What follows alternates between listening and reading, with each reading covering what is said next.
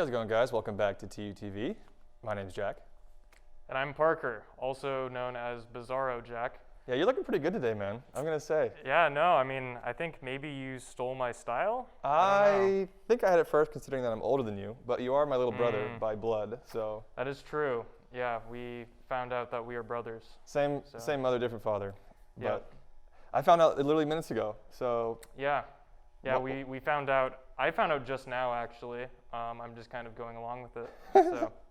We're also one of the few computer science majors here. The only two computer science guys. True. Yeah. So if you're ever out there as a computer science major, you're at your desk, you're horribly lonely and socially incompetent. Mm-hmm. Look at us, okay? Look at us two hunk of a man. We're Yep. brothers, okay? We both can talk to people Yep. pretty all right. To each other, at least. To each other, at least, and to a camera. Yep. This is what you could be. If you try your best. Mm-hmm. Sunglasses on your shirt. Mm-hmm. Sunglasses, dark, button up. You have to wear the exact same thing we're wearing. Mm-hmm. Love you, computer science guys. Keep it up. Enjoy the show. See you later.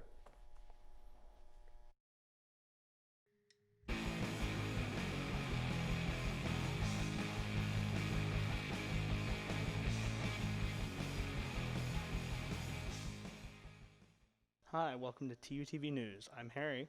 And I'm Christina. We have some exciting stories for you this week, so let's get right into it. Following the first 2020 presidential debate last Tuesday, President Trump announced on Friday that he and First Lady Melania Trump have both tested positive for COVID-19. Following the diagnosis, the president was administered a dosage of experimental drug treatment Regeneron that is said to have promising results in improving symptoms of the virus. Later that night, Trump arrived at the Walter Reed Medical Center for treatment, where a press conference was held later, discussing Trump's allegedly improving condition. President Trump was discharged from Walter Reed on Monday evening and returned to the White House to quarantine. Some states have begun to take measures to ensure protection of abortion rights following the death of famously liberal Supreme Court Justice Ruth Bader Ginsburg and the expected appointment of replacement Amy Coney Barrett, who has a history of voting against abortion. New Jersey Governor Phil Murphy, a Democrat, is set to unveil legislation on Friday that's designed to adapt Roe v. Wade into a state law and expand access to abortion services. In recent years, several states like Illinois and New York have introduced similar laws to protect individuals' rights to abortion, while other states like Alabama and Georgia have worked in the opposite direction. Among other things, Governor Murphy has said that this New Jersey proposal would require most private health insurers to cover abortion and would allow a wider range of healthcare providers to administer abortions. This year's Tulsa State Fair was a return to the festival's roots due to COVID-19. The 2020 Tulsa State Fair lacked the rides and most attractions that fairgoers are used to, but organizers made it a priority to still hold the livestock events that are present each year. Attendees to the fair were required to wear masks at all times, even in outside areas. Surprisingly, even without the appeal of shows or activities, it is said that this year's turnout to the livestock events was on par with last year's. Archaeologists in Egypt have recently discovered a burial site containing 27 ancient coffins. According to Egypt's Ministry of Tourism and Antiques, the ornately painted wooden sarcophagi were unearthed from deep within burial shafts at Saqqara, just southwest of Cairo, and have been untouched for more than 2,000 years. Further exploration is currently taking place at the site, and archaeologists are working to determine the origins of the coffins. More details are expected from this ministry this month. An area of downtown Tulsa is being eyed for a $2 million renovation. Last Thursday, the Downtown Coordinating Council presented a plan that involved bringing the pedestrian bridge at the center of the universe up to par with the other technologies at the public space, such as state-of-the-art acoustics and lighting installations. Thousands of people annually already experience the center of the universe's echo chamber acoustics, artwork, and lighting installation. When asked about the reason for the renovation, Brian Kurtz from the council says, quote, "Our visitors and residents and office workers are deserving of a space that looks used as frequently as it actually is." Mother Road Market will be host to a new family-friendly scavenger hunt challenge starting this fall. Beginning in October, the Route 66 Medallion Hunt will involve 8 medallions hidden along Route 66, 4 of which are in Tulsa. Clues will be released in Mother Road Market's weekly newsletter on Thursdays, and one of the prizes for finding a medallion is a $100 gift card for shops at Mother Road Market. Samantha Exton's district placemaking manager of the Route 66 says the challenge was created as a way to help local businesses recover financially from the pandemic, and she hopes that the event leads to economic growth for Tulsa. So how about those sarcophagi found in Egypt? I think that is just a bad way to go in an already hectic year. Listen, 2020 has had everything, and now we have 27 unearthed sarcophagi in Egypt to release how many curses? How many curses are over under 7? You might as well just open Pandora's box at this point. I mean, 2020 is the year, though, right? 2020 is the year. Like, everything has happened. I know. We might as well at this point. All right. Well, we might see you next week. Yeah, who knows? Have fun with the rest of the show.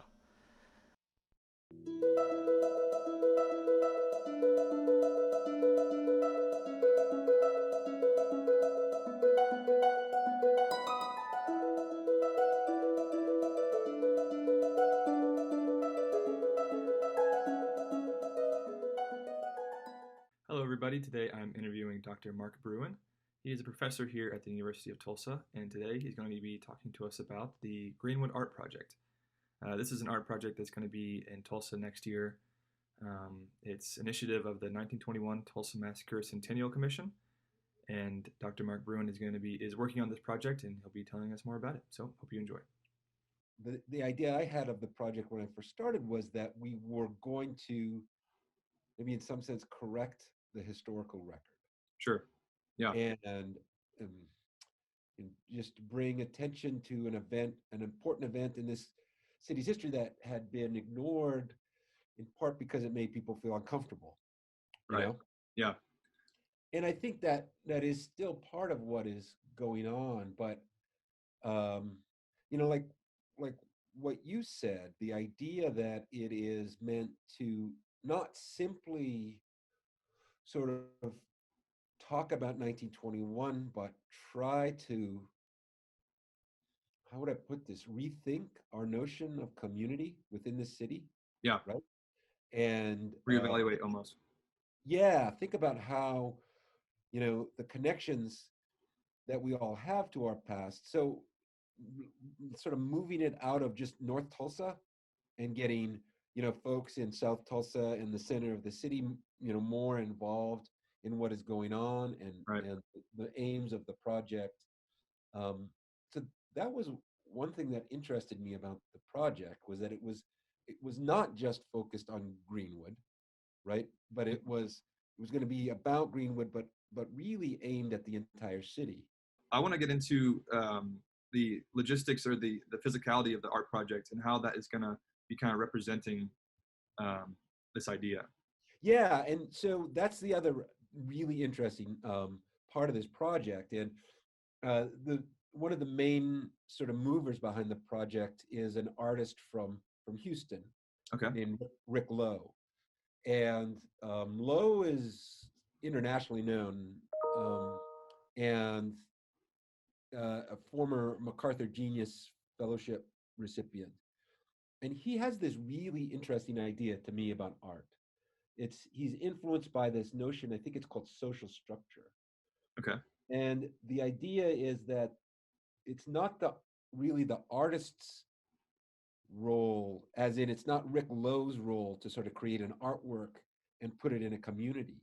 What Lowe is really trying to do is get the community to sort of produce the artwork. Right?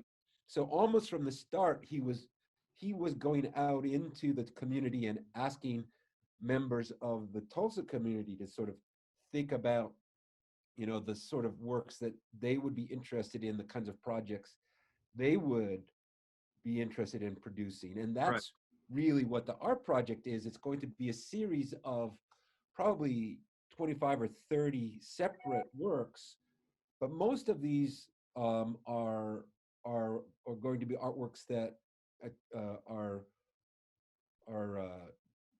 created by people within the Tulsa community, or that somehow have connections to the community. Right. So what are some of the roles that you have been involved with this project? What are some of the things Right. that you're in charge of? So we're mostly just CHAMP, which is the Center for Health, Art, and Measurement Practices here on the campus. We're mostly involved with evaluation.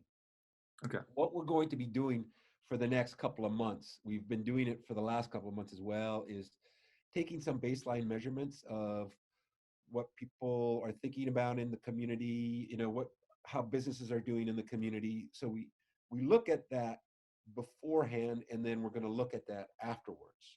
The project is kind of right now sort of four major measurement practices. One is we are measuring how well and how much people use public spaces and uh, you know artistic spaces like museums and that sort of thing. Right.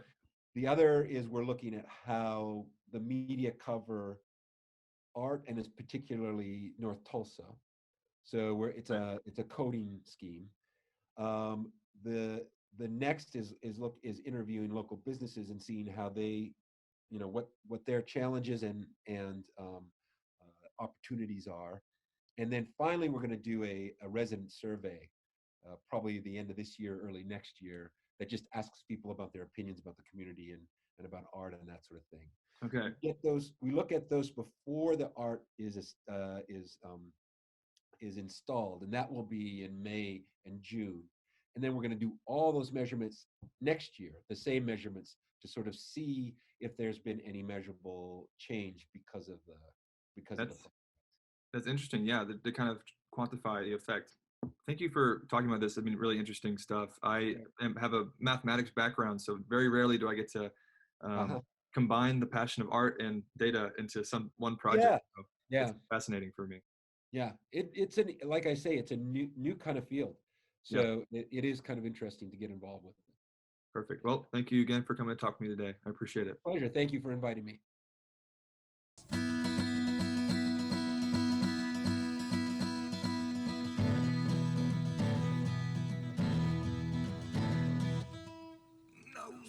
Sports. What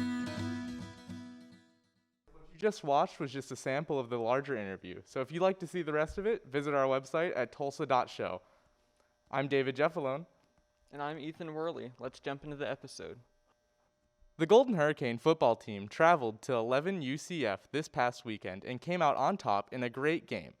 Zach Smith struggled early, resulting in 3 Tulsa turnovers and a 23-5 deficit with less than 2 minutes left in the second quarter. On the last drive before the end of the half, Smith connected with Josh Johnson on a 48-yard pass to make the score 23-12. Zach Smith took this momentum into the second half and finished the game 17 of 29, with 273 yards passing to a final score of 34-26 in favor of your Golden Hurricane. TU has a bye week next week, but the week after, be sure to catch the first of the home game of this season as we host 14 Cincinnati. The NBA Finals have begun, with the Los Angeles Lakers facing off against the Miami Heat. This matchup pits LeBron James against his former team, where he built up his legendary name. The Lakers had a 2-0 series lead, largely because of the dynamic duo of LeBron James and Anthony Davis, with each of them scoring at least 25 points in both of the first games. The Miami Heat is full of talent as well between Jimmy Butler and Jay Crowder, the top scorers from the Heat in Game 2. Jimmy Butler went on to score 40 points with a triple-double in Game 3 to bring the series to 2-1. Despite recent injuries preventing Bam Adebayo and Goran Dragic from playing, the Heat remain confident in their guys to bring home an NBA championship. Game 2 of the WNBA Finals took place this past weekend with the best-of-5 series determining the 2020 WNBA champions. The top-seeded Las Vegas Aces are facing off against the second-seed Seattle Storm. The Storm took Game 1 decisively 93-80, with Breanna Stewart putting up 37 points and Jewel Lloyd with 28. In Game 2, the Storm dominated the Aces 104-91, with Alicia Clark and Natasha Howard each scoring 21, and Breanna Stewart scoring 22 points.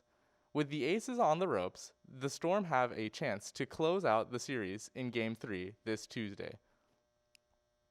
The MLB wildcard matchups have concluded, and the Division Series matchups leave a lot to be anticipated. For the first time in MLB history, every single Division Series matchup is between two teams in the same division. The biggest story of these division matchups is whether or not San Diego Padres pitcher Mike Clevinger is healthy for the series against the Los Angeles Dodgers. Clevinger was inactive for the Padres series against the St. Louis Cardinals, and rumors have surfaced that he would be out for the remainder of the postseason. The MLB Division Series games begin Monday, October 5th, and continue throughout the week. This past week in the NFL was forced to be altered due to complications with various teams and COVID outbreaks. The game between the Pittsburgh Steelers and the Tennessee Titans was postponed because several of the members of the Titans team tested positive for COVID-19, and the team properly halted practice. The Kansas City Chiefs and the New England Patriots almost canceled their game as well because members of each team, including Patriots quarterback Cam Newton, tested positive for COVID. The game was still played Monday night, but with these outbreaks in the NFL, many are concerned that this season may be cut short. So did you catch that Tulsa game the other week? I did. I watched part of it. I felt like a bad fan. I switched away once we started falling behind and then switched back to the game once we started coming back. What about you? I didn't watch it, but I heard the comeback was pretty amazing. Yeah, the end was pretty crazy. Yeah, it's a very, very quick turnaround, it seemed. So Yeah. good stuff for us, though. We're winning. Yeah, So. yeah. With how close we played against Oklahoma State in that game, that's a good start. Yeah. All right. Well, we will see you guys next week, and have fun with the next segment. See you later.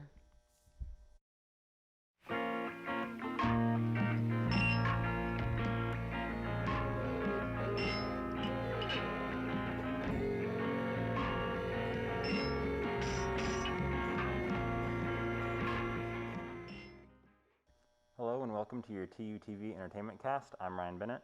And I'm Reagan Becknell. Here's your entertainment fix for the week. Circle Cinema's Moonlight Drive-In is hosting a screening of the 1997 film Selena next Tuesday, October 13th. There will also be a pre-show performance by a local ladies dance team, Baila Tulsa. Selena tells the true story of Selena Quintanilla, the popular Mexican-American Tejano singer whose rise to stardom was cut short following her tragic murder. If you want to catch the film, the parking lot opens at 7 p.m. with the performance kicking the show off at 7:45. Moviegoers can place concession orders over the phone and have their snacks delivered to their car. Tickets are $20 per vehicle and can be purchased on the Circle Cinema website. Saturday Night Live returned from its pandemic-induced hiatus this past weekend to kick off its 46th season. SNL went off the air in early March due to the rising threat of COVID-19, returning 6 months later to release its first episode under new safety guidelines.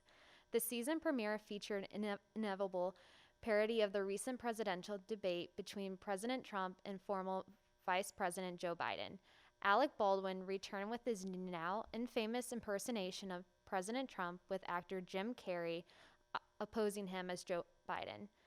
SNL is well known for its boundary-crossing political humor and commentary, which is often especially prevalent in election years such as this one. Marvel Studios has announced that up-and-coming Canadian actress Iman Vellani has been cast as Miss Marvel in the upcoming Disney Plus series. Kamala Khan, aka Miss Marvel, is a Pakistani-American teen and Marvel's first Muslim lead character. So far, the announcement has been met with praise by MCU actors and fans alike. The Miss Marvel series is the latest MCU endeavor following the upcoming shows WandaVision and The Falcon and Winter Soldier. The show is set to be released sometime in 2021, and Marvel has confirmed that the Miss Marvel character will be present in later MCU films. The Philbrook Museum of Art opens its Heart of Our People exhibition to the public this upcoming weekend. Hearts of Our People is a traveling exhibition which highlights the artwork of Indigenous women from the United States and Canada over the past 1,000 years. Philbrook Museum is the last stop on an exhibition tour and has added works representative of local Oklahoma Native communities to the exhibition.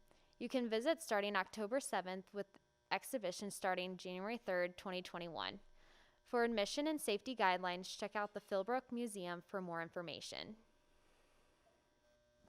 Living Arts of Tulsa has added a new event to its annual Day of the Dead celebration. This year will feature a new annual Day of the Dead 5K race held virtually to adhere to public safety guidelines. The race can be run anytime from November 1st to the 15th, and participants can run anywhere they desire.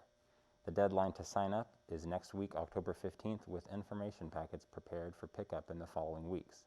The festival itself will still take place November 1st. Tickets will have to be reserved ahead of time via the Living Arts website, and masks are required at the event. The cast of Mean Girls reunited virtually in honor of the unofficial holiday Mean Girls Day. Tina Fey and others from the cast of the iconic movie surprised fans with a video of the reunion on October 3rd. During the reunion, the cast reminisced over their favorite memories and recited iconic lines from their characters.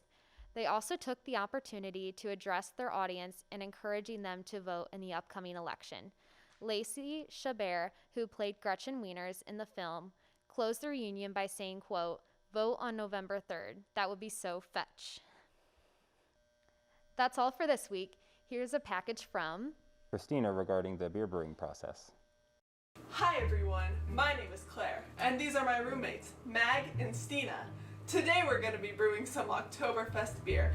It's September 4th, so October is just around the corner. Don't worry guys, we're over 21, and you should only be brewing beer if you are also over 21. To start, we filled a pot with water and are now adding booster packs. The booster is designed to increase alcohol content and body without the dry, cidery taste that comes from using cane sugar. It includes both fermentable and unfermentable sugars that are designed to imitate the carbohydrate profile of all malt wort. Next, we're going to boil the water and booster pack mixture. It's starting to boil! It's boiling! Woo! Next, we're pouring a can of wort into the boiling water. Wort is the unfermented beer. Later, we'll add yeast to the wort, which will consume the sugar in the wort and create alcohol. Now, we're filling up the keg part of the way with water. This is so scary. It is a little scary. It is indeed a little scary. Now, we're pouring the wort into the keg, and then we will fill the keg with more water. We have 2/4 full of a hose. It is causing disturbance in the keg. Yep, minor problem. We filled the keg with water, and the pressure of the water caused bubbles to form, and there aren't supposed to be bubbles. So we got the bubbles to go down. Now we're gonna sprinkle the yeast into the keg, not stir it, and then screw on the lid.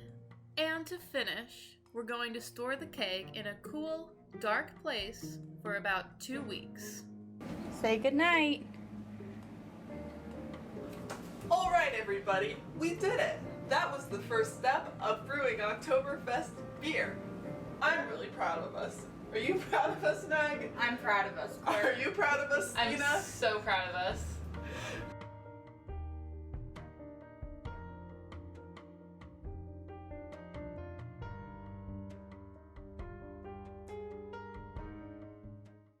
Man, I really love the energy of that package. That Yeah, was I'm great. excited for the sequel to see how it turned out. Me too. I hate beer. I think it's disgusting, and I can understand why, seeing how it's made. It looks basically just water and bacteria mixed together in a little pot.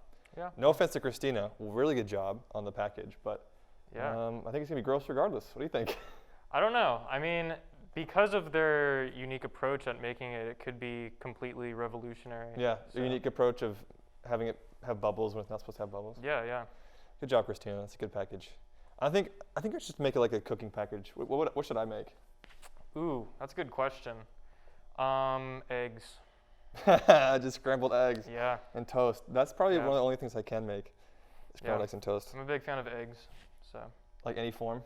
yeah, I think so. I mean, I can't really have cafeteria eggs, like powdered eggs, because I'm a bit of a connoisseur. So, If Parker's known for anything, it's being high class, okay? Yes, He only eats yes, the indeed. finest eggs from the So- finest chickens yes. and the finest ostriches, Mm-hmm. only the finest. That's how I feel with like carrots. I hate any kind of carrots. But if it's like a quality carrot, if you have like a quality carrot that's crisp, okay? Yeah. It's hard. Oh, I just cursed. Gonna have to cut that. That's the first time I've done that too. Yeah, dang. Ask Sam what he wants once he wants. These are what he wants us to uncertain do. times, folks. So Or maybe they'll just bleep it for us. maybe, hopefully. I'm losing my mind, guys. Okay, quarantine is doing horrible things to my brain. I think he was referring to the show. Yes. Yep. That's what he was referring That's what I to. was referring to. So. Thank you for correcting me. Mm-hmm. All right. Yeah. So remember, have fancy eggs and carrots only. Thank you. Thanks for watching, guys.